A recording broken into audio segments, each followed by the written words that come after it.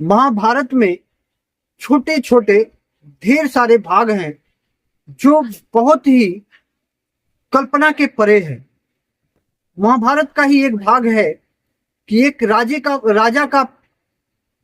राजा थे, उनकी दो पत्नी थी और उनका पुत्र संतान नहीं हो रहा था, जिसके कारण उन्होंने किसी ऋषि सन्यासी से जाकर कहा कि मुझे संतान चाहिए, उसके लिए मुझे क्या करना होगा। तब उन्होंने एक सेव फल को उठाकर दिया था और बोला कि आप अपनी रानी को जाकर के खिला दीजिएगा और आपको संतान होगा।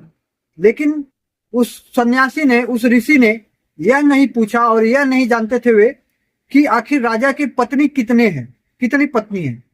तो फिर राजा भी इस बात को पूछना भूल गए कि आखिर उनकी पत्नी कितनी है और किस तरह से खिलाएंगे। और राजा की दो पत्नी थी और इसलिए एक सेव को दो भाग करके, आधे आधे करके दोनों ही अपनी रानियों को उन्होंने खिला दिया, जिसके कारण दोनों ही उनकी रानियों के गर्भ से आधा आधा देह का बच्चा जन्म लिया। और उस बच्चे को देखा गया जब आधे आधे टुकड़े का, तो फिर राजा ने कहा कि आखिर यह आधे आधे टुकड़े का शरीर का बच्चा किस काम में आएगा, जो जीवन से पहले मृत जन्म लिया हो।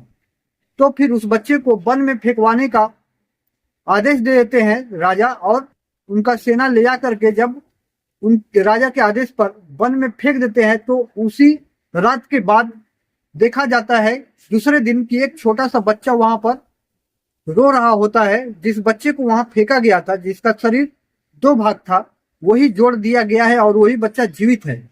लेकिन इसके पीछे की घटना का कारण क्या था कि उसी जंगल में, उस वन में रात में एक बहुत बड़ी भयानक एक राक्षस रहती थी, जिसने उस बच्चे के दो भाग को खाने की कोशिश तो की, लेकिन उसके अंदर दया आया और उस दोनों टुकड़ों को, बच्चे के शरीर के उस दोनों टुकड़ों को जोड़ करके उस बच्चे को जीवित कर दिया। उस बच्चे पर रहम खाई, दया किया और उसे छोड़ दिया।